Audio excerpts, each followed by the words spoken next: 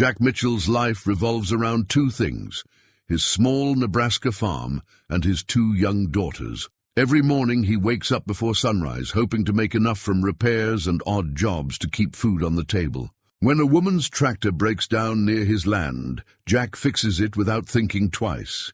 It's just what neighbors do. The next day, the quiet morning sky fills with the roar of engines as a private jet lands in his field. The woman from yesterday steps out, but she's not just a farmer with a broken tractor. She's one of the wealthiest people in America. As she walks toward his house, Jack realizes his simple act of kindness might have just changed everything. But can two people from such different worlds find a way to bridge the gap between them? Before we jump back in, tell us where you're tuning in from.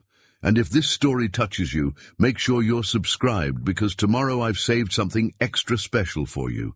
The grandfather clock in Jack Mitchell's farmhouse kitchen showed 4:30 a.m. when his calloused hand reached out to silence the alarm. He didn't need it anymore, hadn't for years. But Sarah had given it to him before she passed, insisting that someone as stubborn as him needed a backup plan for everything, even waking up. His bare feet touched the cool wooden floors, and he paused at his bedroom door, listening for the gentle breathing of his daughters in their rooms down the hall. Emma and Sophie, his reason for everything. The floorboard outside Sophie's room creaked as he peered in, watching his 8-year-old daughter clutch the stuffed horse she'd named Lightning, her dark curls spread across the pillow, just like her mother's used to. In Emma's room, his 12-year-old slept surrounded by books and science magazines, a small desk lamp still on from her late-night reading. Jack smiled, clicking it off. Emma had Sarah's curiosity, that endless desire to understand how things worked. He'd found her last week with his tractor manual, methodically highlighting parts she didn't understand so she could ask him about them later. At his dresser, Jack paused at the photograph propped against the mirror. It was taken 6 years ago, just months before the accident. Sarah sat in their porch swing, Emma on one side, Sophie barely more than a toddler on the other. All three, laughing at something he'd said behind the camera. The morning sun caught Sarah's wedding ring, creating a small rainbow on Sophie's cheek.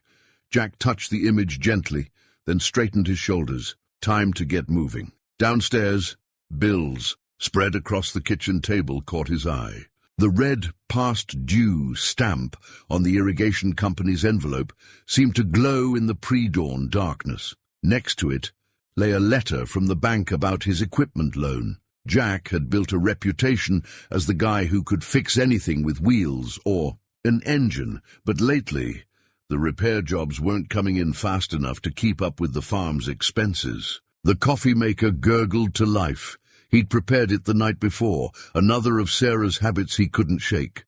She'd always said preparation was half the battle. The other half, she'd add with a wink, is pure stubbornness, which you've got in spades, Jack Mitchell. He was halfway through his first cup when soft footsteps on the stairs announced Emma's arrival. She appeared in the kitchen doorway, already dressed in jeans and one of his old flannel shirts she'd claimed as her own. "Morning, Dad," she yawned, reaching for the juice in the fridge. "Need help with morning chores?" Jack checked his watch. "You should get another hour of sleep. School day. Can't sleep anyway. Too excited about the science fair next week." She poured her juice, then gave him a sidelong glance.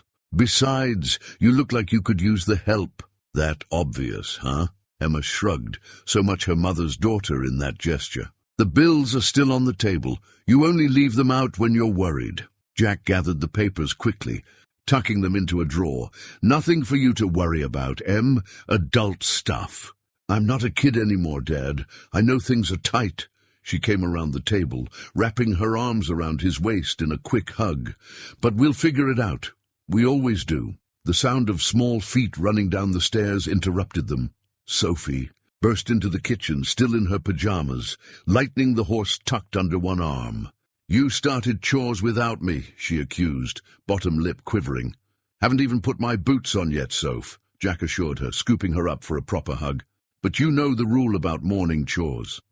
"No pajamas in the barn," Sophie recited with a dramatic sigh. "Fine, but wait for me." She thundered back upstairs, lightning bouncing along behind her. Emma watched her go with the patient tolerance of an older sister. "I'll get started on feeding," she offered.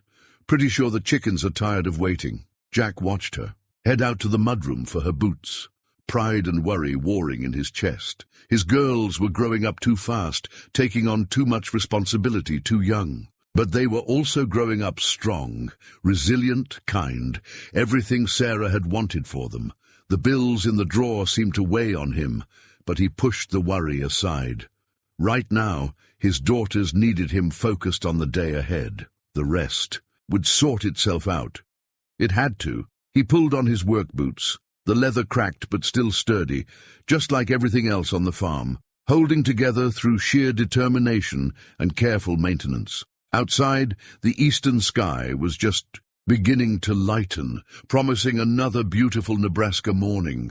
Emma's voice drifted from the chicken coop, singing something he couldn't quite make out, while Sophie's boots clattered on the porch behind him as she rushed to join them. Just another morning on the Mitchell farm. Jack had no way of knowing. It would be the last normal morning they'd have for a very long time. The morning unfolded like any other until Jack heard the distinctive sound of an engine in distress. He was cleaning tools in his workshop when the coughing, sputtering noise echoed across his fields. Years of experience told him it was a tractor, probably a John Deere 8R series by the sound of it, and it wasn't going to make it much further. He stepped out of the workshop, wiping his hands on a rag, and spotted the machine limping along the access road that bordered his property. Even from this distance he could see smoke rising from the engine compartment. Not good. The tractor rolled to a stop just past his fence line. A figure climbed down from the cab. A woman in work clothes and boots, her dark hair tied back in a practical ponytail. She opened the engine housing, then stepped back as a cloud of steam escaped. Jack grabbed his toolbox without thinking. Neighbor in need was neighbor indeed, as his father used to say. "Having trouble?" he called out as he approached. The woman turned, and Jack's step faltered slightly. She was younger than he'd expected, maybe early 30s, with an elegance that seemed at odds with her casual attire. Her jeans and work shirt might have been chosen to blend in, but they were clearly new, the creases still visible. "I'm afraid so," she replied, her voice carrying a hint of embarrassment. "I was told this was a reliable machine, but—" She gestured at the steam still rising from the engine. "Mind if I take a look?" Jack set his toolbox down. "I'm Jack Mitchell. This is my farm you broke down next to, so at least you picked a convenient spot." "Alexandra." She offered her hand, then seemed to think better of it, noticing the grease, stains on her palm from the engine. "Sorry, and thank you. I wasn't sure what I was going to do out here." Jack was already examining the engine, his experienced eyes scanning for the problem. "New to farming? Is it that obvious?" She laughed, a warm, genuine sound that made Jack smile despite himself. "I just acquired some land about 20 miles east. Thought I should learn how everything works firsthand." Jack nodded absently, his attention caught by something in the engine. "Ah, here's your problem. Coolant leak. Must have been developing for a while." He pointed to a hairline crack in one of the hoses. "See this? When it finally split, all your coolant drained out. Engine overheated." Alexandra leaned in to look where he was pointing, and Jack caught a faint scent of something that definitely wasn't farm-appropriate perfume. There was something else about her, too, a sharp intelligence in her eyes as she studied the engine, like she was memorizing every detail. "Can it be fixed?" she asked. "Got some spare hose in my workshop that should do the trick. Won't take more than an hour." He straightened up. "That is, if you don't mind waiting?" "Not at all." She glanced at her watch, a gesture that struck Jack as oddly formal for someone in work clothes. "I appreciate the help." While Jack worked, Alexandra asked questions about the engine, the farm, the area. Her questions were precise, showing more business acumen than agricultural knowledge. But there was something genuine in her interest, especially when she asked about his daughters after spotting Sophie's bike propped against the workshop wall. "Single father?" she asked, her tone carefully neutral. Widower. Jack focused on tightening a clamp. 6 years now. I'm sorry. The words were simple, but sincere. It must be challenging. Running a farm and raising 2 girls alone. Jack shrugged, uncomfortable with the sympathy. We manage. Emma and Sophie, they're good kids, strong like their mother. As he worked, Jack noticed a few other things about Alexandra that seemed out of place. Her hands, though smudged with grease now, showed no signs of regular manual labor. In that watch she kept checking, he'd repaired enough machinery to recognize quality engineering when he saw it. That timepiece probably cost more than his monthly mortgage payment. But there was something disarming about her directness, the way she listened intently to his explanations about the engine repair. When he finished and the engine turned over smoothly, her smile was genuine. What do I owe you? She reached for her back pocket. Jack waved her off. Nothing, like I said, neighbor helping neighbor. But really, he closed his toolbox with finality. Just remember me if you have any other mechanical troubles out east. Alexandra studied him for a moment, then nodded. Thank you, Jack Mitchell. You may regret making that offer. As she climbed back into the tractor cab, something glinted on the ground. Jack spotted a small item half hidden in the grass, an elegant silver money clip with the initials AW engraved in flowing script, but by the time he picked it up, the tractor was already moving away. Jack turned the clip over in his hands, noting its weight and craftsmanship. Definitely not standard farmer equipment. He pocketed it, figuring he'd run into her again sooner or later. After all, how many Alexandra W's could there be in the area? Watching the tractor disappear down the road, Jack had no idea that this simple repair job had just set in motion events that would change his life forever. Sometimes the biggest moments arrive quietly, disguised as just another day's work. It would be 24 hours before he understood exactly who Alexandra was. And by then, nothing would ever be the same. Jack was checking the irrigation lines in the eastern field when the sound started, a low, distant rumble that seemed out of place in the morning quiet. Emma, who was helping him map out repairs, looked up first. "Dad, is that—" The rumble grew to a roar. Through gaps in the clouds, a sleek white jet emerged, flying impossibly low over their fields. Jack grabbed Emma's shoulder instinctively, pulling her back as the aircraft banked sharply, displaying the elegant cursive W emblazoned on its tail. "Something's wrong," Emma said, but her voice held excitement rather than fear. "They can't land here, can they?" But that's exactly what the jet was doing. With practiced precision, it lined up with the longest stretch of Jack's access road, the same road where he'd fixed Alexandra's tractor yesterday. The landing gear descended, and Jack watched in disbelief as the aircraft touched down on his property, kicking up clouds of dust as it rolled to a stop. "Sophie!" Emma shouted toward the house. "Sophie, come quick! There's a plane!" Jack's younger daughter burst out of the house, screen door slamming behind her. She skidded to a halt beside them, mouth open in amazement. "Is it for us?" Sophie asked, bouncing on her toes. "Did someone bring us a plane?" Before Jack could answer, the jet's door opened, extending an elegant set of stairs. 2 men in dark suits emerged first, scanning the area with professional detachment. Then Alexandra appeared in the doorway. Gone were yesterday's work clothes. Today she wore a tailored business suit that probably cost more than Jack's truck. Her dark hair was styled perfectly, and that elegant watch gleamed on her wrist. She descended the stairs with practiced grace, then paused, taking in their stunned expressions. "Good morning, Jack," she called out, walking toward them. "I hope you don't mind the dramatic entrance, but I needed to speak with you, and my schedule today is rather tight." "Who is she?" Emma whispered, tugging at his sleeve.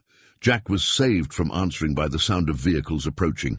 3 pickup trucks were racing down the road toward his farm, trailing dust clouds of their own. He recognized Tom Wilson's red Ford in the lead. News traveled fast in small towns, and a private jet landing on a farm was big news indeed. "Perhaps we should continue this conversation inside," Alexandra suggested, glancing at the approaching trucks. "I believe I owe you an explanation." Jack nodded numbly, ushering his daughters toward the house. Emma kept looking back at the jet, while Sophie skipped ahead, chattering excitedly about their special visitor. In the kitchen, Jack's mind caught up with the situation enough to remember his manners. "Can I offer you some coffee?" "That would be lovely." Alexandra settled into a chair at their worn kitchen table, as if it were a boardroom seat. The morning sun through the window caught her bracelet, sending prismatic patterns dancing across the ceiling. "You're her," Emma blurted suddenly. Jack turned to see his daughter holding yesterday's newspaper, pointing at a photo on the business page. Alexandra Wellington, CEO of Wellington Industries. Jack nearly dropped the coffee pot. Wellington Industries was one of the largest agricultural technology companies in the world. They manufactured everything from tractors to GPS systems for automated farming. Their newest headquarters in Chicago had made national news last year for its revolutionary green design. Guilty as charged. Alexandra accepted the coffee with a small smile. "Though I prefer Alexandra, especially from people who've done me a favor." "The tractor," Jack said slowly. "That was a test?" "Not exactly." She reached into her briefcase and withdrew a familiar silver money clip. "I believe you found this yesterday. Thank you for not chasing after me to return it.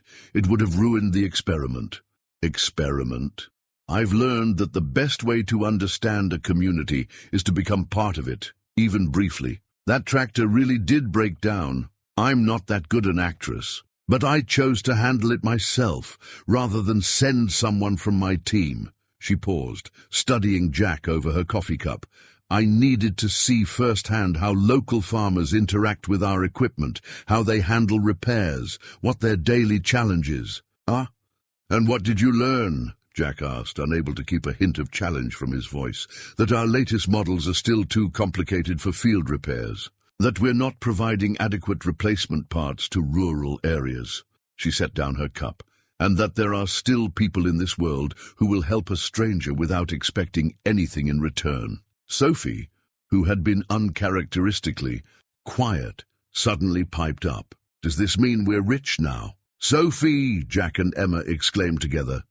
But Alexandra laughed. That same warm, genuine laugh from yesterday. "No, sweetheart, but I do have a business proposition for your father, if he's willing to hear me out." Through the window, Jack could see more trucks arriving. Tom Wilson and half the town were probably gathering outside, drawn by the spectacle of the jet. His quiet morning had turned into something from a movie, and judging by Alexandra's expression, this was just the beginning. "I'm listening," he said, pulling out a chair. Whatever was coming, his life had already changed the moment the jet touched down on his farm. Alexandra placed a sleek leather portfolio on the kitchen table, her manicured fingers tracing its edge. Outside, the murmur of neighbors gathering had grown louder, but inside the farmhouse, time seemed suspended. "Yesterday," she began, "you did something that most people wouldn't. You helped a stranger without asking for payment or recognition. More importantly, you showed genuine expertise with our equipment." "Just basic mechanics," Jack said, watching as Emma leaned forward in her chair, completely captivated by Alexandra's presence. Even Sophie had stopped fidgeting. "Basic mechanics?" Alexandra raised an eyebrow. "You diagnosed and repaired a hydraulic cooling system failure in under an hour using improvised parts. Our service centers typically quote 2 days for that repair." She opened the portfolio and withdrew a document, sliding it across the table. Jack stared at the Wellington Industries letterhead, the formal language swimming before his eyes. "We're developing a new division," Alexandra continued, "rural service and innovation. The idea is to bridge the gap between our engineering team and the farmers who actually use our equipment. We need someone who understands both worlds, someone who can tell us what works in the field, not just in the lab." Jack glanced at the salary figure on the page and nearly choked on his coffee. Emma, reading over his shoulder, let out a small gasp. "That's generous," he managed. "It's fair market value for the expertise we need." Alexandra's tone was matter-of-fact. The position would be based in Chicago, but with regular travel to rural areas for field testing and community outreach. We'd provide housing, education expenses for the girls. Chicago? Jack interrupted. Ms. Wellington? Alexandra. Please. Alexandra, I can't just uproot my daughters, leave the farm.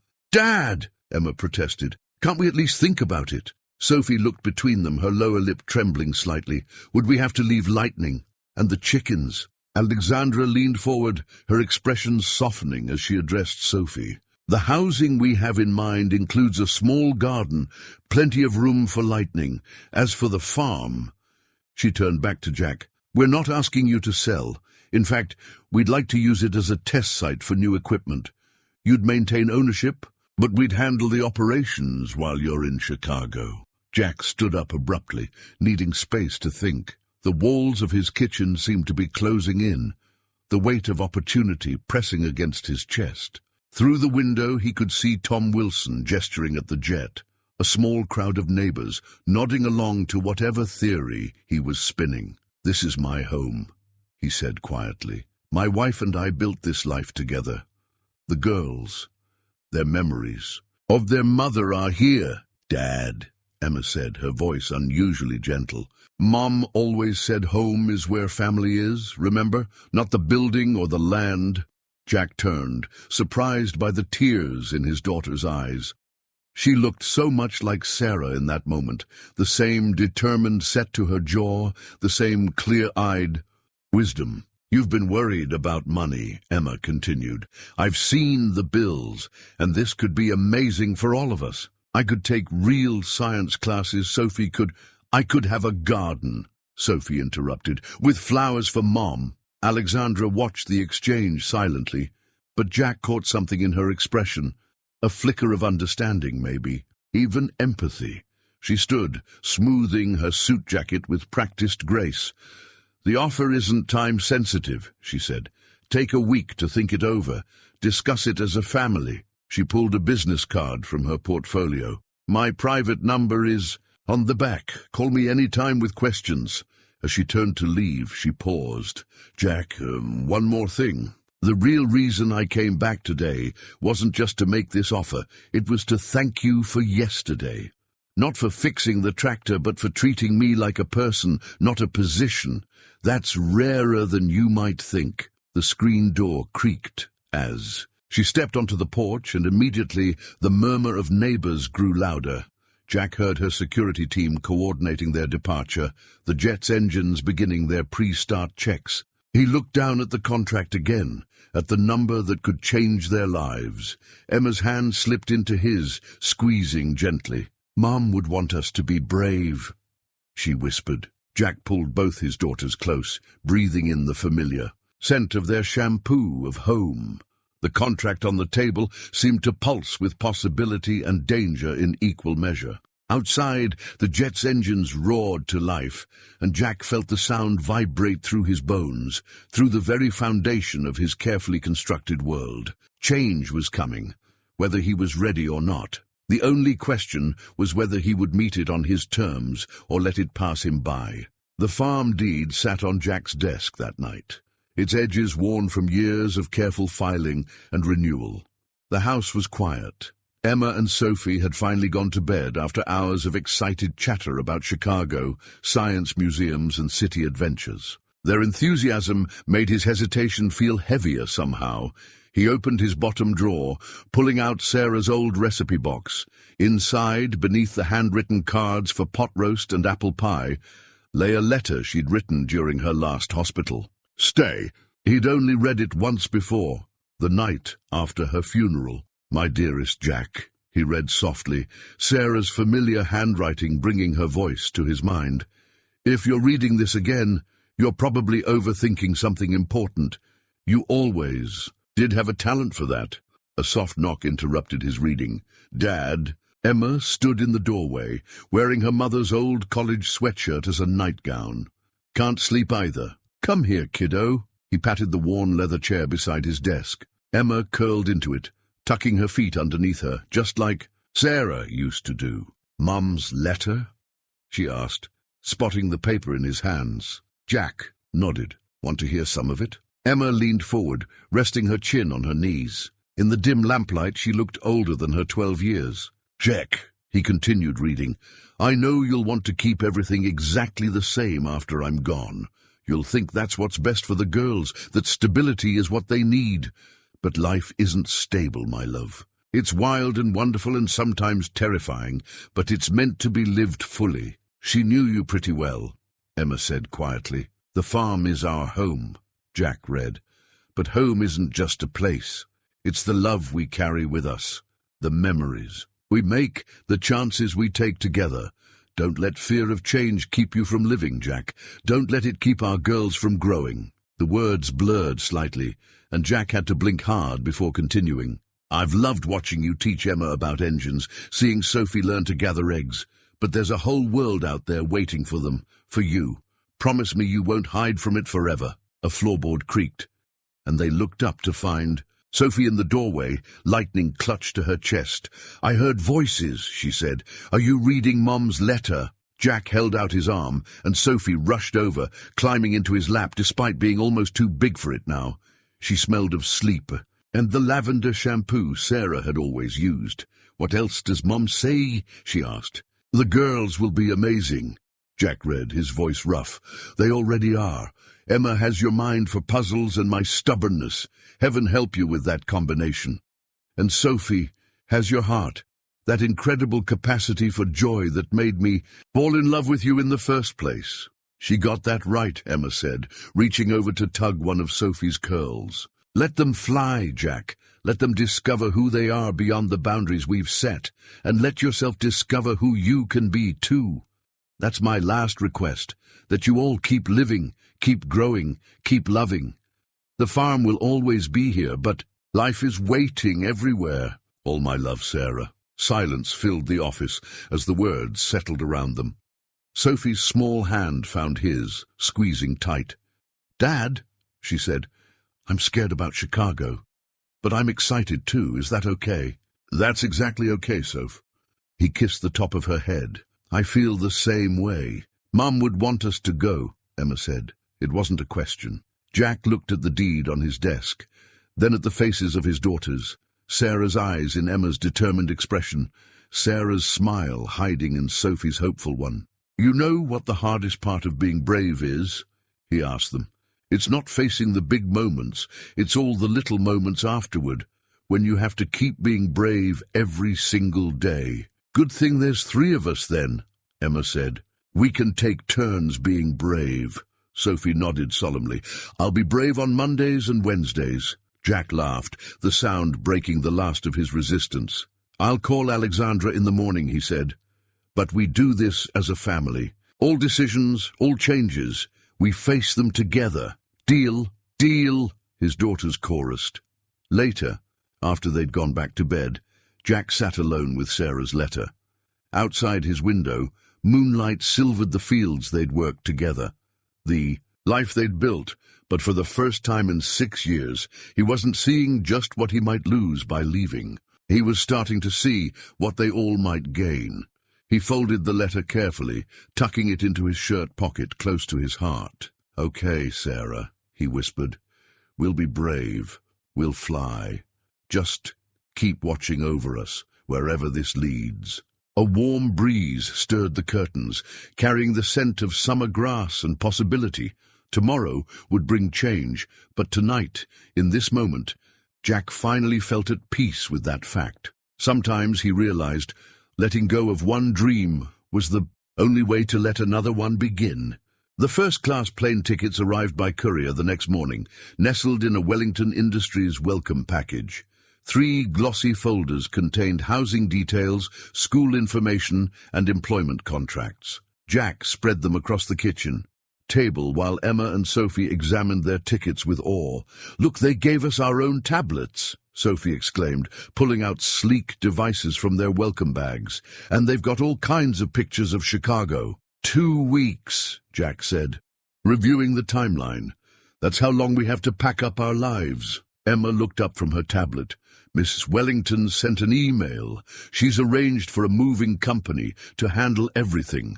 We just need to pack our personal items and essentials. The reality of their decision began to sink in as they walked through the house, marking what would go and what would stay. Each room held memories that couldn't be packed in boxes.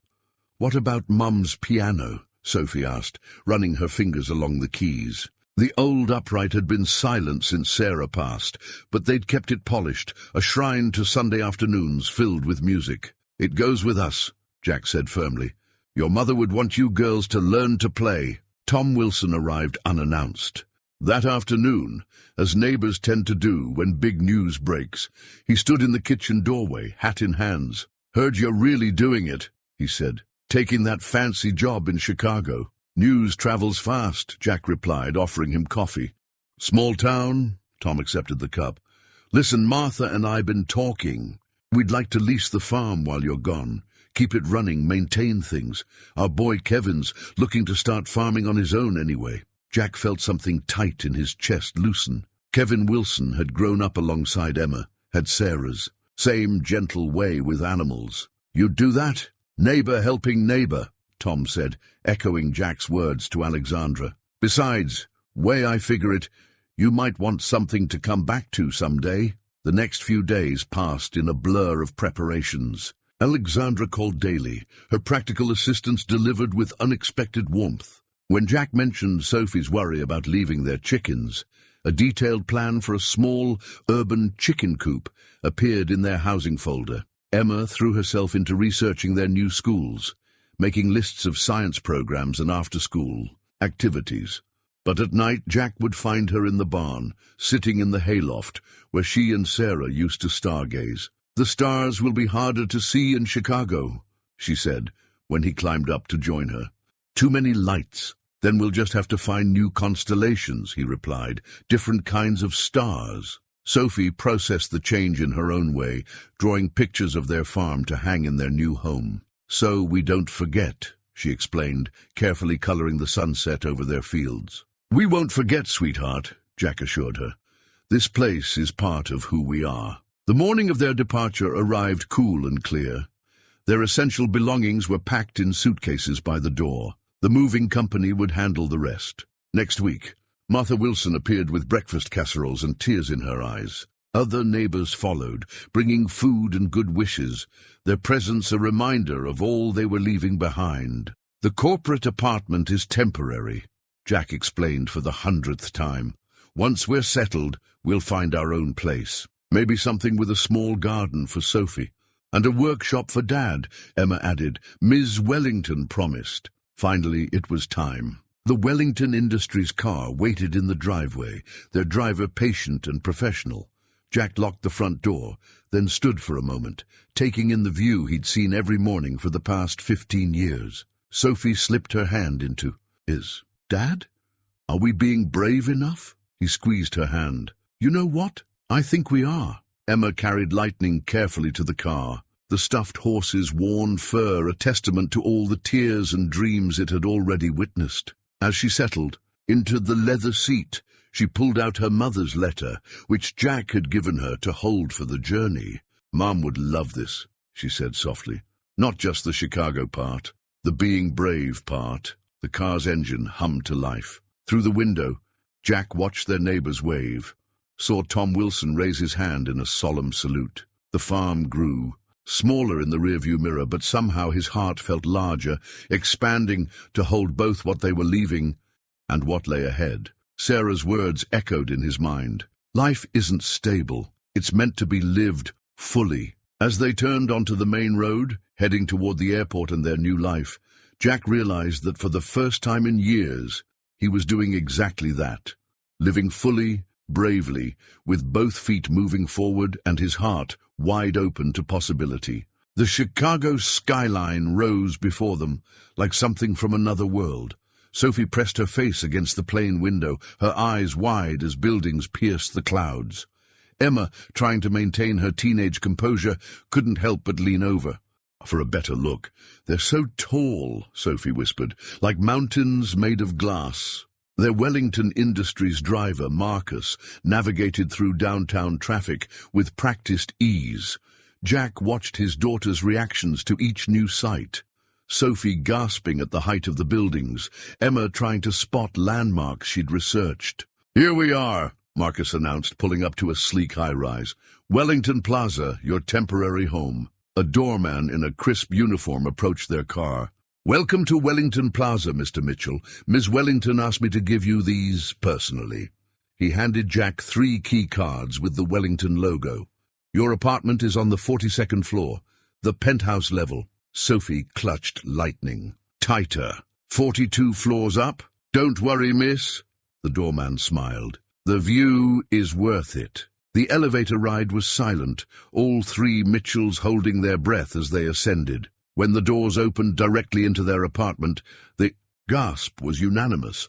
Floor-to-ceiling windows showcased the entire city. The space was easily 4 times the size of their farmhouse, decorated in warm earth tones that somehow made the modern design feel welcoming. Fresh flowers sat on every surface, and a handwritten note from Alexandra rested on the kitchen island.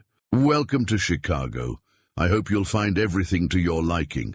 I've taken the liberty of arranging a few things to help you feel at home." Jack picked up the note, noticing the kitchen behind it was fully stocked. A tablet on the counter displayed their schedule for the week: school tours, orientation meetings, shopping appointments for appropriate work and school attire. "Dad," Emma called from down a hallway, "come look at this."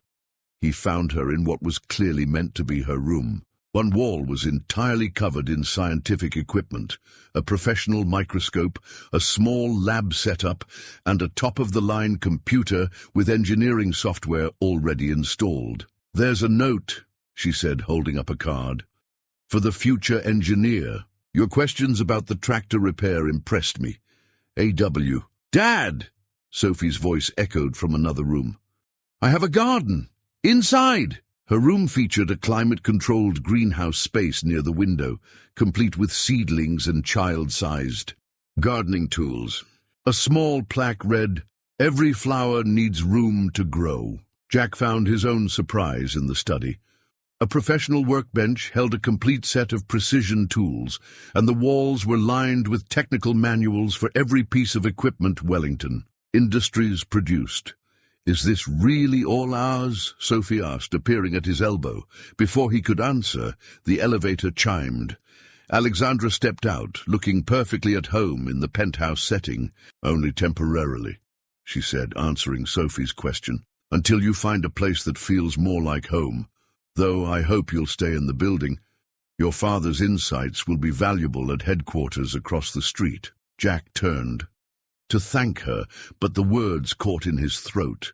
Alexandra was watching his daughters explore with an expression he recognized, the same look Sarah had when their girls discovered something new. "The schools are expecting you tomorrow for tours," Alexandra continued, "but today I thought you might appreciate a guide to the city." She pulled out 3 passes.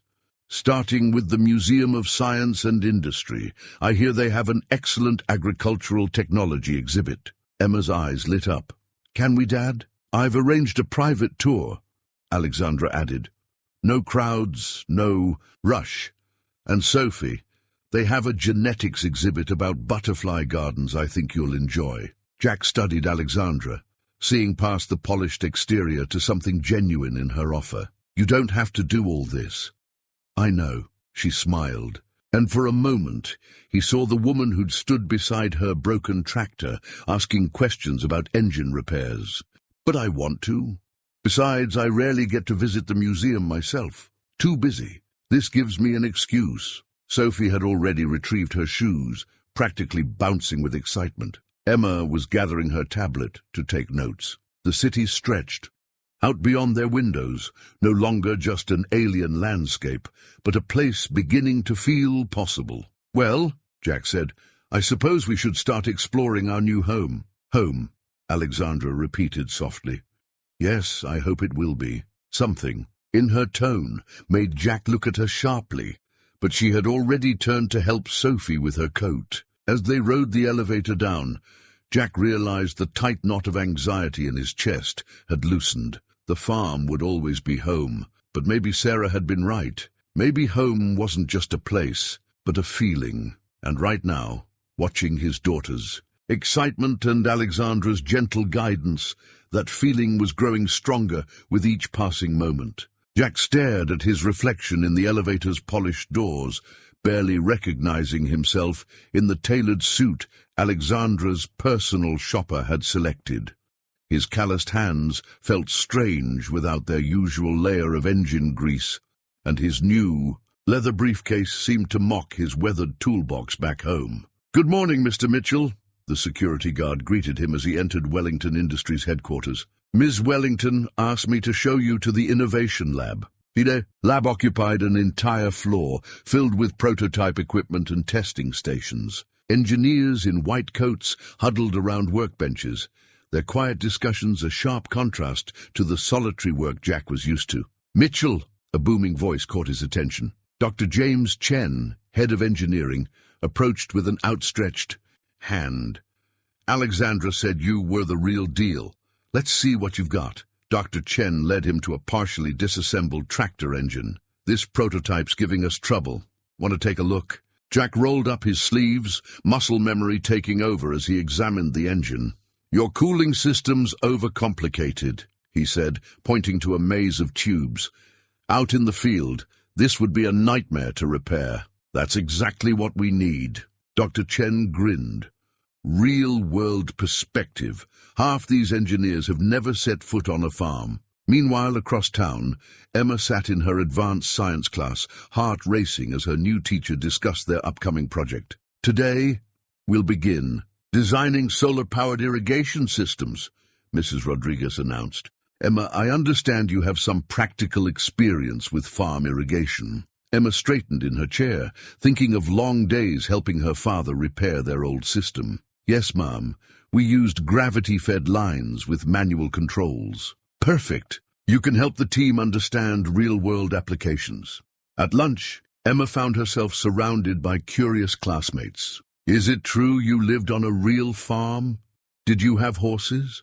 What's it like having Alexandra Wellington basically adopt your family?" That last question made her pause. The local news had run stories about their arrival, painting Alexandra as a fairy godmother figure and their family as a rural Cinderella story. The reality felt more complicated.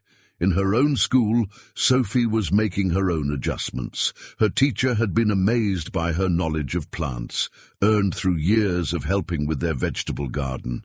During recess, she taught her new friends about collecting eggs and the personalities of different chicken breeds. "My dad says we might be able to have chickens here too," she told them proudly. "Miss Alexandra is helping us plan a coop for our new house." Back at Wellington Industries, Jack was deep in discussion with the engineering team when Alexandra appeared. "How's it going?" she asked, joining them at the workbench. "Your new hires already solved 2 design issues," Dr. Chen reported, "and he's suggesting modifications that could reduce manufacturing costs by 20%. Jack wiped his hands on a shop rag, suddenly self-conscious. "Just applying practical experience. These machines need to be serviceable by regular farmers, not just engineers." "That's exactly why you're here." Alexandra's eyes sparkled with approval. "Join me for lunch? I'd love to hear more about your ideas." The corporate cafeteria was a far cry from his kitchen table, but Alexandra led him to a quiet corner where they could talk freely. "The girls are settling in well," she said, surprising him with her knowledge.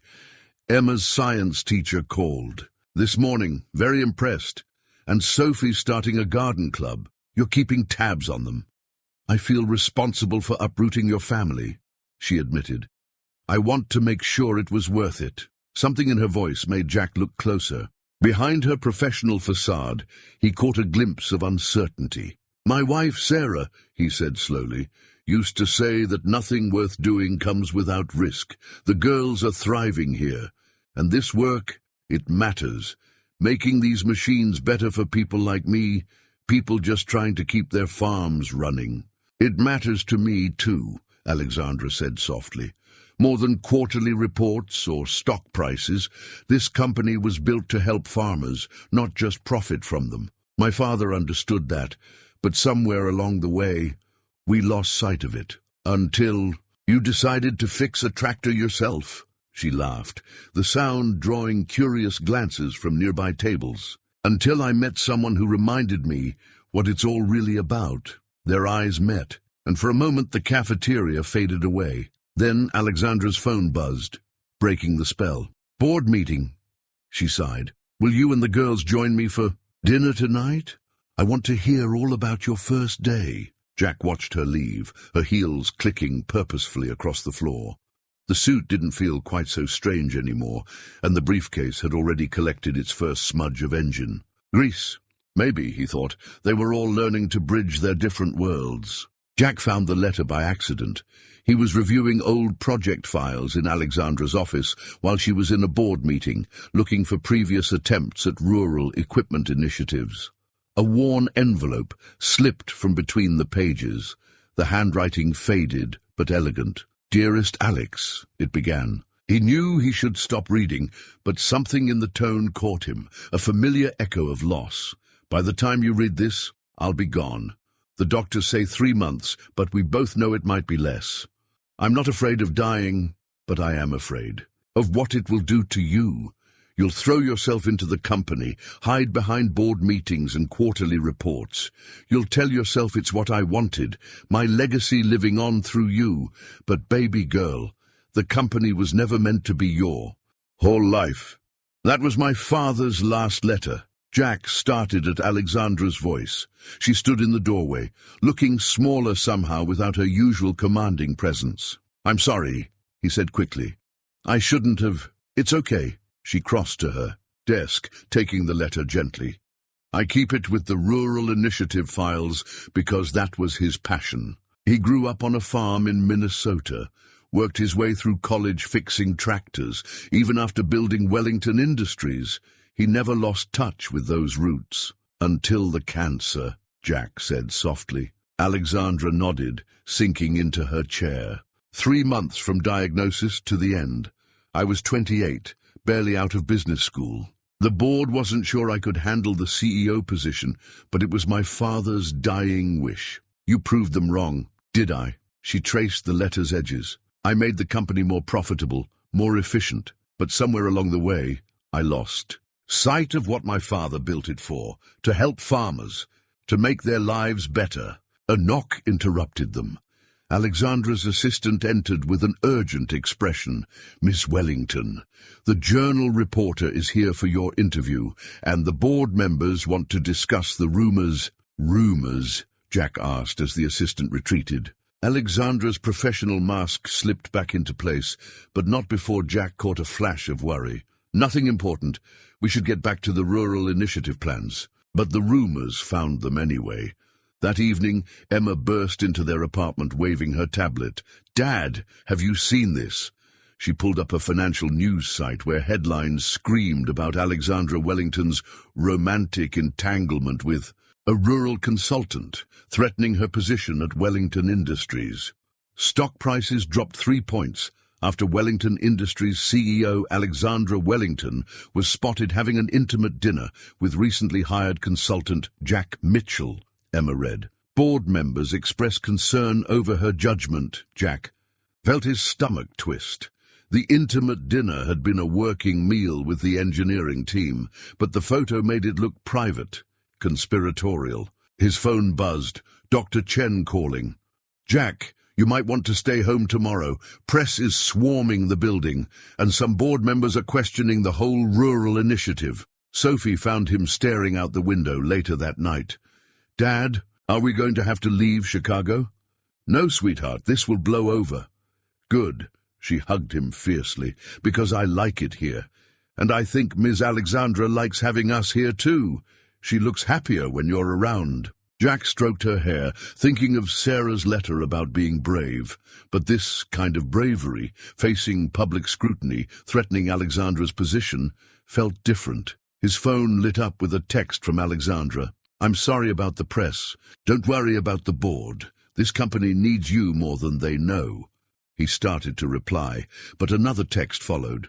I need you more than I realized. Jack stared at the words, feeling the weight of them. Outside their window, Chicago sparkled. like a sky full of earthbound stars. Somewhere in that glittering landscape, Alexandra sat in her own penthouse, maybe looking out at the same lights. The elevator chimed softly. Jack turned, expecting Emma or Sophie, but Alexandra stood there, still in her business suit, but somehow vulnerable. "I found something else of my father's," she said without preamble. "A note about you. About me, but how? Not you specifically. About someone like you." He wrote, "Someday, when I'm gone, find someone who remembers why we started this company, someone who sees the heart of it, not just the profit. And when you find them, don't let the board or the press or your own fears push them away." She held out a small, worn notebook. "I think he knew what I'd need even then, just like your Sarah knew what you'd need." Jack took the notebook, understanding the trust she was placing in him. Outside, a siren wailed, and somewhere in the building, Sophie laughed at something Emma had said. Their worlds, once so separate, had become hopelessly intertwined. "Alexandra," he started, but she shook her head. "Just don't let me push you away either, no matter what happens tomorrow." Wellington Industries scandal, rural romance, or corporate conspiracy. The headline blazed across every news channel as Jack tried to shepherd his daughters through the crowd of reporters outside their building. Camera flashes burst like lightning, microphones thrust toward them like accusing fingers. "Mr. Mitchell, is it true you were hired without proper vetting? Did you know Ms. Wellington before the tractor incident? Girls, how does it feel to be part of Chicago's biggest corporate scandal?" Emma pulled Sophie closer, shielding her sister's face from the cameras. A security team from Wellington Industries pushed through, creating a path to their waiting car. "Don't respond," their driver Marcus advised, pulling away from the curb. "Ms. Wellington's PR team is handling everything." "But they're lying," Sophie burst out. "Ms. Alexandra didn't do anything wrong, neither did Dad."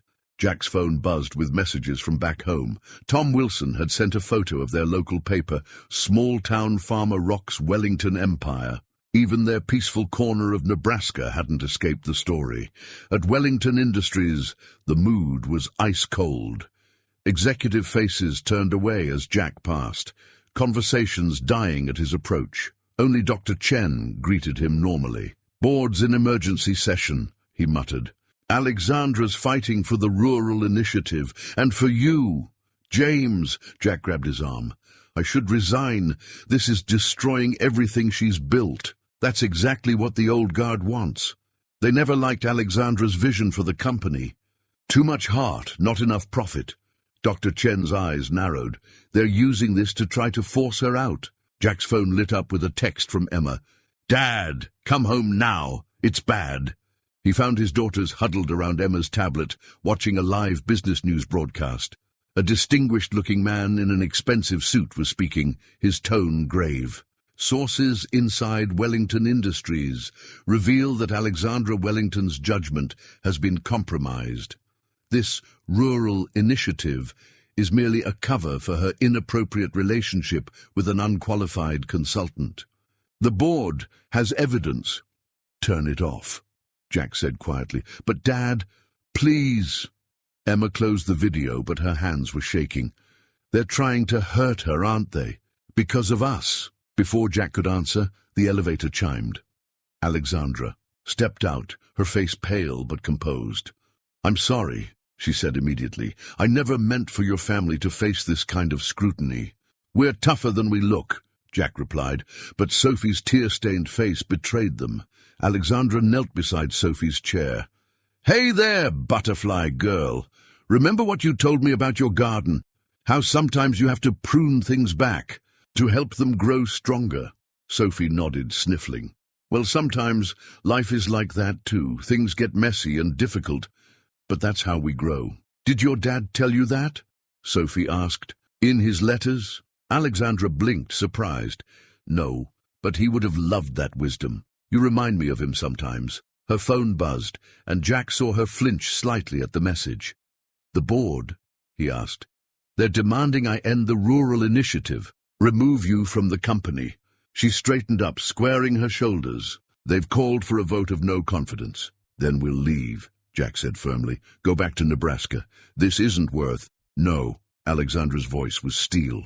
My father built this company to help people like you, to bridge the gap between corporate efficiency and rural reality. I won't let them destroy that vision, but your position is just a title. She smiled, a real smile that transformed her face. You taught me that, you know, that day with the tractor. I was just another person with a broken machine, and you helped me anyway. No titles, no expectations, just real. Emma stood suddenly. We can help. I've been collecting data on Dad's improvements to the prototype engines, the cost savings, the efficiency gains, and Sophie's garden project. It's already being copied by 3 other schools as a pilot program for urban farming education. The press doesn't care about that, Jack said gently. No, Alexandra agreed, but the shareholders will, especially when they learn about the military contract that's interested in your simplified repair protocols. Military contract came in this morning. They want equipment that can be maintained in the field with minimal specialized training. Sound familiar? For the first time that day, hope flickered in Jack's chest. What do you need from us? Just the truth. Your story, your expertise, your real impact on this company. She looked at each of them in turn. And maybe some of that farm-grown courage you Mitchells seem to have in abundance. Sophie reached for Alexandra's hand. We're good at being brave. Dad says we take turns. Then it's my turn, Alexandra said, squeezing Sophie's fingers. Board meetings in an hour. Care to help me save my father's company? Outside their windows, the city lights began to twinkle on, a galaxy of possibilities still shining despite the storm clouds gathering. Jack looked at his daughters, at Alexandra, at this new life they'd all built together. Some things were worth fighting for, even if the odds seemed stacked against them. Well, he said, I do have some experience fixing broken things. The resignation letter felt heavy in Jack's hands as he sat in his office at Wellington Industries. He'd written it at dawn, after a sleepless night spent watching the city lights and remembering Sarah's words about being brave. Sometimes he realized being brave meant walking away. The board meeting had gone worse than anyone expected.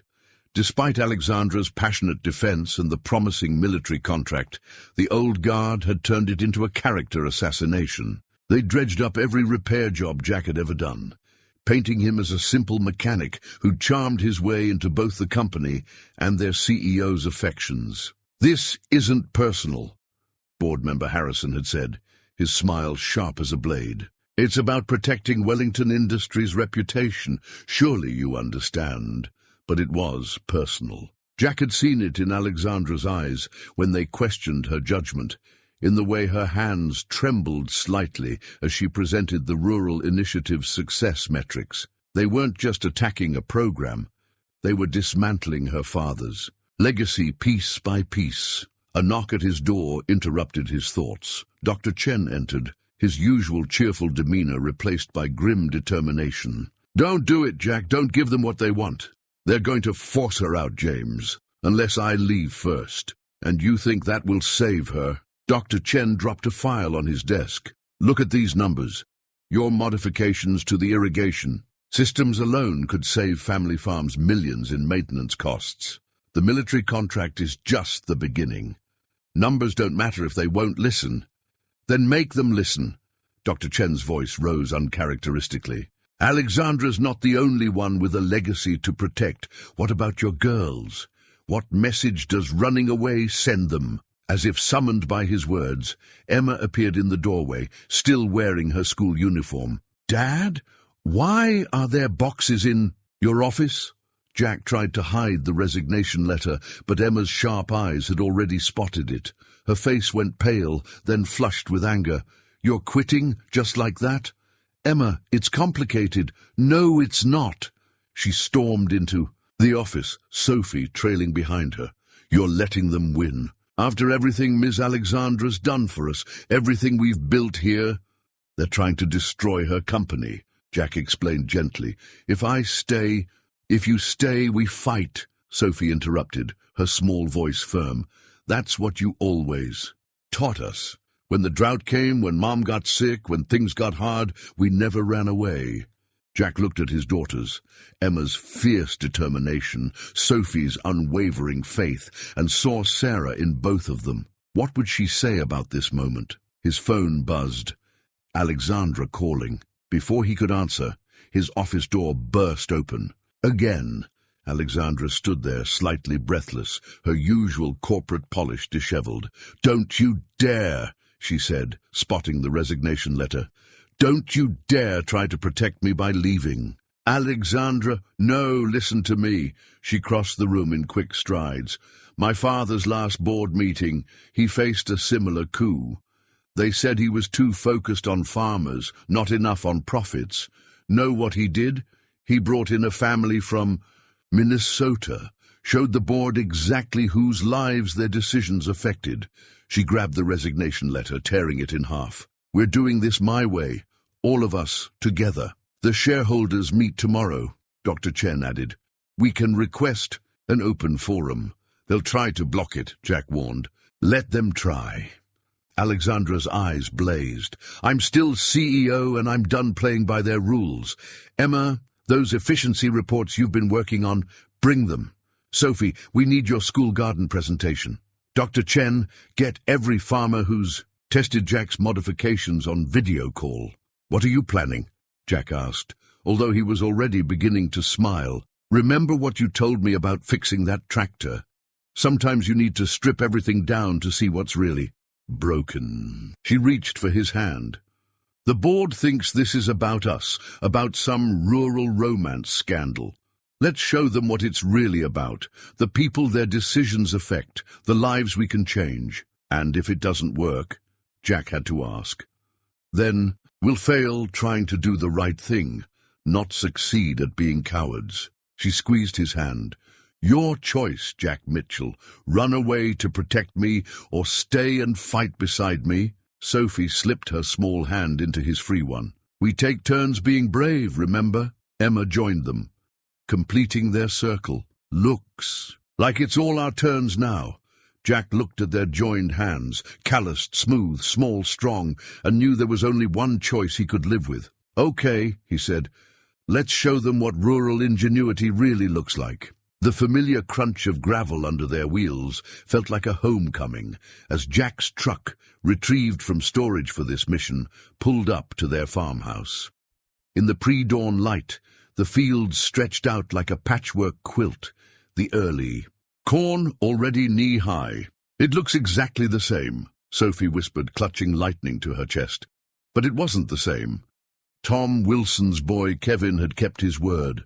The farm was well-maintained, maybe even better organized than when they'd left. Solar panels glinted on the barn roof, a Wellington Industries prototype Jack had helped design. "Mr. Wilson!" Sophie called out, spotting their neighbor emerging from the barn. "We came back." "Just for a few days," Jack clarified as Tom approached. "We need your help." Inside the farmhouse, over Martha Wilson's fresh coffee and still warm muffins, Jack explained the situation. Tom listened silently, his weathered face thoughtful. "So this Alexandria of yours," he said finally, "she's fighting to keep her daddy's company focused on helping folks like us? And they're trying to stop her," Emma added. "Just because she believes in Dad's ideas." Tom shared a look with Martha. "Reckon you remember the drought of 15, Jack, when the bank was ready to foreclose on half the farms in the county?" Jack nodded. That had been a brutal year. Wellington Industries extended everyone's equipment loans. No interest, no questions asked, kept a lot of families on their land. Tom sipped his coffee. That was her father's decision, wasn't it? "Alexandra told me it was the right thing to do," Jack said, "even though it hurt their stock price." "Well then," Martha set down a fresh plate of muffins with purpose, "what do you need from us?" Over the next 2 days, their farmhouse became command central for what Emma called Operation Rural Truth. Farmers drove in from 3 counties, sharing stories of how Jack's modifications had saved them time and money. Kevin Wilson demonstrated the new solar irrigation system for Alexandra's video team, who'd flown in from Chicago. "See how simple the controls are?" he explained. My 8-year-old daughter can adjust it from her tablet. Before, you needed an engineering degree just to change the water pressure. In the barn, Jack and Tom recorded testimonials about the military contract prototype. If a farmer can fix it with basic tools, a soldier can fix it in the field. Jack demonstrated, breaking down and reassembling the engine with practiced ease. Alexandra arrived on the second day, trading her usual suits for jeans and boots. Jack found her in the kitchen with Martha, learning to make his favorite apple pie. Your mother-in-law's recipe? She asked when she saw him. Sarah's, Martha answered for him. She always said the secret was patience. Good things can't be rushed. Alexandra's hands were dusted with flour, a smudge of cinnamon on her cheek. She looked more relaxed than he'd seen her since the crisis began. Your community is amazing, she said later, as they walked the fields in the evening light. They didn't hesitate to help, didn't ask for anything in return. That's what neighbors do, Jack smiled, echoing his words from their first meeting. The board doesn't understand this world. She stopped, watching the sunset paint the corn golden. They see spreadsheets and profit margins. They don't see Kevin teaching his daughter about irrigation, or Martha passing down family recipes, or Tom remembering a kindness from years ago. So show them, Jack said simply, not just the numbers, but the people, the lives their decisions touch. Sophie's voice carried across the field. She was showing her school friends the prototype chicken coop Alexandra had designed for their Chicago apartment. Emma sat on the porch with Kevin's daughter, explaining the tablet controls for the irrigation system. Look at them, Alexandra said softly. They're bridging our worlds without even trying, making something new out of both. The evening light caught her hair, reminding Jack of another sunset, another woman who'd believed in the power of doing the right thing. Sarah would have liked Alexandra, he realized, would have recognized the same determination to make the world better, one small kindness at a time. We should head back, he said reluctantly. Big day tomorrow. Alexandra nodded, but lingered a moment longer. Thank you, Jack, for bringing me here, for showing me what I'm really fighting for. Thank you for giving us something worth fighting for. They walked back to the house together, their shadows merging in the fading light. Tomorrow they'd return to Chicago to face the shareholders with their evidence and their stories. But tonight, surrounded by the strength of community and the peace of familiar fields, victory felt possible. Sometimes you had to come home to remember why you left in the first place, and what you were brave enough to build somewhere new. The next hour passed in a blur. Alexandra's press conference shocked the financial world. Markets reacted, phones rang incessantly, and through it all she stood calm in the storm she'd created. This isn't just about changing ownership, she told the reporters. It's about changing perspective. For too long, we've treated farmers as customers when they should have been partners. Emma and Sophie watched the live coverage from their apartment, sending excited texts to Jack. Dad! Ms. Alexandra just quoted your thing about fixing tractors. She mentioned my garden project and Kevin's daughter with the irrigation tablet. Back in the boardroom, Harrison made one last attempt. Think about your future, Alexandra. No other. And company will hire a CEO who gave away control to farmers. Alexandra's laugh was genuine. You still don't understand. I don't want to run another corporation. I want to build something real. She turned to Jack, something that matters. As the day wound down, Jack found her in her office, packing her father's old photos. You didn't have to do this, he said. Yes, I did. She held up a picture of her father standing proudly beside their first tractor prototype. When you fixed my tractor that day, you didn't just repair a machine. You reminded me who I was supposed to be. And who is that? Someone who believes that doing the right thing is more important than doing the profitable thing. She smiled. Sound like anyone you know? Jack thought of Sarah, of all the times she'd chosen kindness over convenience. Yeah, it does. Alexandra's phone buzzed, initial responses from farming communities about the share purchase program. The numbers were encouraging. "They're calling it the Wellington Revolution on social media." She laughed. "Apparently, I've either saved American farming or destroyed modern capitalism, depending on who you ask. What will you do now?" She looked out at the Chicago skyline, the same view that had once symbolized her power. Now it looked more like a horizon full of possibilities. "I thought I might need a good mechanic," she said softly, "someone who knows how to fix broken things, not just machines but systems, dreams, hearts." Their eyes met, and in that moment, all the walls between their worlds finally crumbled. "I know a guy," Jack said, "but he comes with 2 amazing daughters and a whole lot of rural wisdom." "Sounds perfect." Alexandra reached for his hand.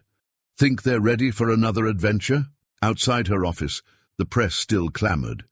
The board still argued, and the financial world was still reeling.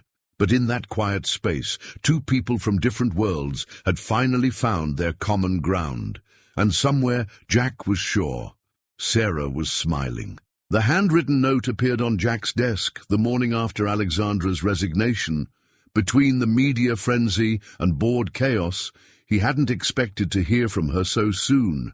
"Meet me where it all began, A." An hour later, he pulled up to the same stretch of road where he'd first fixed her tractor. Alexandra sat on the tailgate of a surprisingly weathered pickup truck, wearing jeans and a Wellington Industries work shirt. "Nice truck," he said, recognizing it as one of their older models. "My father's. Been in storage since he died." She patted the faded paint. "Thought it was time to take it out again." Feeling nostalgic, feeling honest. She met his eyes. "I've been the CEO's daughter or the company president for so long, I almost forgot who I really was. That day, you fixed my tractor. It was the first time in years someone saw just me." Jack leaned against the truck beside her. "And who is just you? A farmer's daughter who loves the smell of engine grease and fresh-turned earth. Someone who remembers falling asleep to the sound of her father explaining crop rotation and equipment. Mechanics." She smiled. "Someone who's terrified and excited about what comes next. Seems like someone I'd like to know better. Even with all the chaos I've caused. The media's still camping outside your building. I've weathered worse storms." He thought of Sarah, of those final hospital days. "Life has a way of teaching you what matters." Alexandra pulled an envelope from her back pocket. "I found this in my father's desk. It's a deed to 300 acres just east of your farm. He bought it the year he died, said he wanted to get back to his roots someday." She handed him the deed. "I was thinking, what if we combined our knowledge, your practical experience, my business connections, create a real training center for farmers, a place to test new ideas and teach the next generation, like a farming university, more like a community.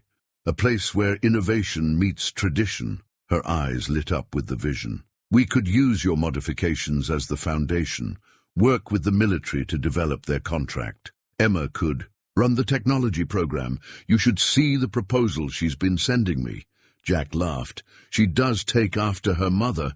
Sarah never could resist a good project." "Sophie's already designed the educational gardens." Alexandra grinned, "complete with a deluxe chicken coop and butterfly sanctuary." A comfortable silence fell between them, filled with possibility. "You know," Jack said finally, "Sarah left me a letter. Told me not to be afraid of change, of new beginnings." Smart woman. She also said that home isn't just a place, it's the love we carry, the memories we make, the chances we take together. He turned to face Alexandra. "Sound like anything you'd be interested in?" "Jack Mitchell, are you suggesting we build something together? A life?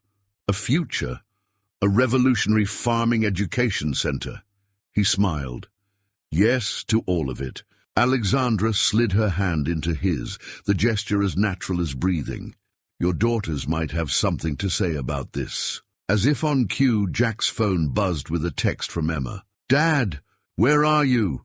Sophie's designed wedding flowers for the garden, and I've calculated the optimal solar panel placement for the new training center."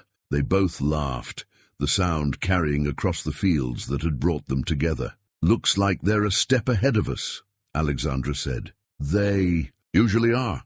Jack squeezed her hand. "So, Miss Wellington, ready to revolutionize farming, scandalize the corporate world, and maybe find out where this thing between us leads?" "That's not my name anymore," she reminded him. "Just Alexandra now. Or Alex, like my dad used to call me." "Alex," he tested the name. "I like it. Suits you better than CEO anyway." She leaned against him, fitting perfectly against his side. "You know what I think? I think our parents knew what they were doing. Your Sarah, telling you to be brave. My father buying this land. They knew we'd need somewhere to grow into who we were meant to be. Together," Jack added. "Together," she agreed. "With two brilliant daughters, a revolutionary vision, and just enough stubbornness to make it work." The morning sun caught her smile, reminding Jack of that first day with the broken tractor. Sometimes, he realized, love doesn't arrive with dramatic gestures or grand declarations. Sometimes it comes with grease-stained hands and honest hearts, with shared dreams and the courage to chase them. "Well then," he said, helping her down from the tailgate, "let's go build something amazing." The blueprint spread across their kitchen table was covered in sticky notes, each in a different handwriting. Emma's precise technical notes in blue, Sophie's garden plans in green, Alexandra's elegant annotations in purple, and Jack's practical adjustments in his characteristic red scrawl. "If we angle the solar array like this," Emma pointed, "we can power both the training center and the experimental greenhouse. And my butterfly garden can go here," Sophie added, placing another green note, "right between the classrooms and the testing fields." They were gathered in the farmhouse kitchen, now a perfect blend of rural charm and modern efficiency. Alexandra had insisted on keeping the old wooden table where so many family meals had been shared, but the rest of the kitchen gleamed with carefully chosen updates. "The first group of farmer shareholders arrives next week," Alexandra said, checking her tablet. 20 families, all eager to learn the new systems and become trainers themselves. Jack smiled at her unconscious shift into business mode. Some habits died hard, but he loved how she could switch from corporate strategist to helping Sophie collect eggs in the same breath. "Tom Wilson's agreed to help with the hands-on training," he added. "Says it's about time someone taught things the right way." A knock at the screen door interrupted them. Dr. Chen stood there holding a stack of files. "Hope I'm not interrupting family time," he grinned. "But wait until you see these new test results." He'd resigned from Wellington Industries to join their venture, bringing decades of engineering expertise and a passion for practical innovation. The military contract had followed him, expanded now to include training programs. The simplified repair protocols are showing a 98% success rate in field conditions, he reported, spreading out charts. "The Joint Chiefs are impressed." Alexandra leaned in, her shoulder brushing Jack's comfortably. "What about the cost analysis?" "That's the best part." Emma pulled up data on her tablet. "By incorporating Dad's modifications and local maintenance training, we're reducing operational costs by 60%. And helping local communities," Sophie added firmly. She'd become their unofficial ambassador of social impact, insisting they track not just financial metrics but human ones too. Jack watched his family, both old and new, work together seamlessly. Dr. Chen had become like an uncle to the girls, his scientific enthusiasm matching Emma's perfectly. Alexandra moved through their lives as if she'd always been there, filling. Spaces they hadn't known were empty. "Oh!" Alexandra straightened suddenly. "I almost forgot. I have something to show you all." She retrieved a large package from her car, handling it carefully. Inside was a weathered sign, the paint faded but the letters still clear. "Wellington Family Farms, where innovation meets tradition." "Dad had it made the year he bought this land," she explained softly. "I found it in storage with his truck. It's perfect, Jack said, understanding the weight of the moment. "I thought we could hang it at the entrance. Add Mitchell before Wellington, though." She looked at him uncertainly. "If that's okay." "More than okay." He pulled her close, pressing a kiss to her temple. "Does this mean we're officially going to be Mitchells too?" Sophie asked eagerly. Alexandra's eyes met Jack's, full of love and promise. "I hope so, butterfly girl." Emma, ever practical, was already sketching the modified sign design. "We'll need to adjust the spacing, maybe update the font." "And add butterflies," Sophie insisted. "And solar panels," Emma added. "And your mother's flowers," Jack said quietly to his daughters. "Sarah's favourites along the bottom." Alexandra squeezed his hand, understanding perfectly. Their new life wasn't about erasing the past, but building on it, honouring all the love that had brought them to this moment. Outside, the sun was setting over their expanded fields. The old farm and Alexandra's father's land had been merged, seamlessly, just like their lives.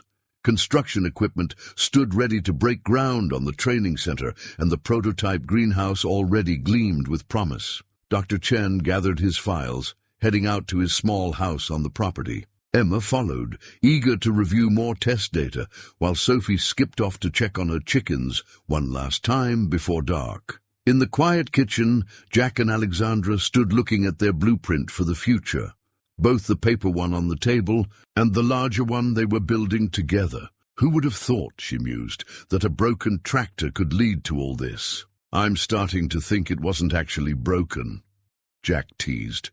"Just waiting for the right moment. Like us?" She turned in his arms, smiling up at him. "Like us." He kissed her softly. "Now, about that sign."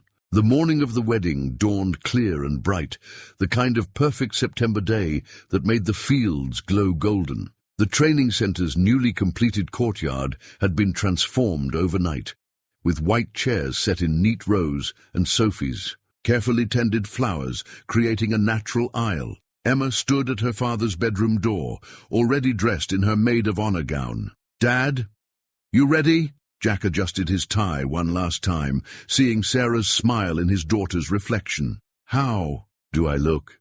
"Like you're exactly where you're supposed to be." Emma handed him a small package. This came from Miss Alexandra, well, soon-to-be Mom Alexandra. Inside, Jack found a familiar silver money clip, the one Alexandra had dropped the day they met. Attached was a note. Something old, something new. "The clip is from my past, but what it represents is our future. See you at the altar, Alex." Downstairs, the house buzzed with activity. Sophie darted between guests in her flower girl dress, proudly showing off her butterfly garden, visible through the windows. Tom and Martha Wilson were directing parking in the newly expanded lot, while Dr. Chen supervised the setup of a surprise technical demonstration Alexandra had planned for the reception. The first class of farmer shareholders had graduated last week, and many had stayed for the wedding. They mingled easily with former Wellington Industries executives who'd joined. Alexandra's new venture, the two worlds finding common ground in their shared vision for the future. 10 minutes, Martha called up the stairs. Jack stepped out onto the porch, taking in the scene. The old farmhouse stood proud behind the wedding setup, its fresh paint and subtle updates reflecting their blended approach to life. Beyond it, the training center's modern lines somehow complemented the traditional barn, just as the experimental greenhouse worked in harmony with Sophie's cottage gardens. A sleek car pulled up, and Alexandra's father's old pickup truck was parked beside it, a perfect symbol of their united worlds. Kevin Wilson's daughter ran past with a tablet controlling the solar-powered lighting system Emma had designed for the reception. "Dad?" Sophie appeared at his elbow. "Ms. Alexandra asked me to give you something else." She held out Sarah's old recipe box. Inside, Jack found a new note tucked among the familiar recipe cards. "I found this in the kitchen, and thought you might want it today. Your Sarah knew all about love and family, and building something that lasts. I promise to help honor her recipes and her memory in our new life together. All my love, Alex." Music began to play. Not the traditional wedding march, but a gentle, country song that had often played in their kitchen during family dinners. Emma appeared, ready to escort her father to his place. "Look," she whispered, pointing to the gathered crowd. The seats held their entire story. Farmers and executives, neighbors and business partners, old friends and new family. Even Harrison from the board was there, having finally understood the vision Alexandra had fought for. But Jack's eyes were drawn to the back, where Alexandra waited with Sophie. His soon-to-be wife wore a simple white dress that would have looked equally at home in a boardroom or a barn. Her dark hair was crowned with flowers from their garden, and her smile outshone everything else. Sophie gave a signal, and suddenly butterflies rose from the gardens, released from their sanctuary to dance around the ceremony space. The crowd gasped in delight, and Alexandra laughed. That same genuine laugh Jack had fallen in love with beside a broken tractor. "Ready?" Emma squeezed his arm. Jack touched Sarah's recipe box once more, then squared his shoulders. "Ready." As they took their places and the ceremony began, Jack looked out over their gathered loved ones. The late afternoon sun caught Alexandra's father's old sign, now proudly displaying Mitchell Wellington Family Farms at the property entrance. Below it, Sarah's favorite flowers bloomed alongside new varieties Sophie had planted. Alexandra reached him at the altar, her eyes bright with happy tears. "Hi, neighbor," she whispered. "Hi yourself," he smiled, taking her hands. Around them, their worlds had merged into something beautiful and new, a place where tradition and innovation danced together like Sophie's butterflies, where love grew as naturally as crops in fertile soil, and where two people who started as strangers could build a future neither had imagined but both had always dreamed of. 1 year later, the restored tractor sat in a place of honor at the Mitchell Wellington Family Farm's first anniversary celebration. Freshly painted and polished, it served as both monument and metaphor, a simple machine that had brought two worlds together. "And this," Alexandra told the gathered crowd of new students, "is where our story began. One broken tractor, one act of kindness, and a reminder that sometimes the best innovations come from understanding what really matters." The training center had exceeded everyone's expectations. Over 200 farmers had completed their programs, each returning home with new skills and ownership shares in their growing enterprise. The military contract had expanded to include 3 new equipment lines, all based on Jack's practical design philosophy. Emma, now 14, had just won the state science fair with her solar irrigation system. She stood beside Alexandra at the podium, confidently explaining the technology to visiting agricultural officials. In the butterfly garden, Sophie led tours for children from local schools, teaching them about ecosystems and the importance of protecting traditional farming methods alongside modern innovations. "You know what your mother would say about all this?" Jack looked up to find Martha Wilson beside him, watching the celebrations. "That we're exactly where we're supposed to be," he smiled. "Sarah always did know best." Martha patted his arm. "Just like Alexandra's father knew what he was doing when he bought this land." Across the courtyard, Alexandra caught his eye and smiled. That same warm, genuine smile that had first suggested there was more to the elegant CEO than met the eye. She wore work boots with her business attire now, equally comfortable in board, meetings or barn inspections. Their home had become a perfect blend of both their worlds. The farmhouse kitchen still hosted family dinners, but now they were likely to include discussions of international agricultural policy alongside Sophie's reports on her latest gardening experiments. The old recipe box held Sarah's cards alongside new ones in Alexandra's handwriting, traditions merging, growing, creating something new. Dr. Chen appeared, excitement evident in his voice. "Jack, the new prototype's ready for testing. We incorporated that modification you suggested after dinner, James," Alexandra called out, knowing her husband too well. Family first, then innovations. As the sun set over their expanded fields, the solar lights Emma designed twinkled to life. Friends, family, and students gathered around tables laden with Martha's cooking and Alexandra's surprisingly successful attempts at Sarah's recipes. Sophie's butterflies danced above the gardens, and in the gentle evening breeze, everything they'd built together seemed to glow with possibility. "Thank you," Alexandra whispered, finding a quiet moment with Jack. "For what? For fixing my tractor, for showing me what really matters, for everything." Jack pulled her close, watching their daughters, Emma demonstrating her latest invention, Sophie sharing garden secrets with Kevin's daughter, and felt the rightness of it all. Sometimes love arrives disguised as a broken machine. Sometimes home is a place you have to leave to find again. And sometimes the bravest thing you can do is let your heart lead you down an unexpected road toward a future even better than the one you imagined. "Ready for another year of adventures?" Alexandra asked. Jack smiled, thinking of Sarah's words about living life fully. "With you, always."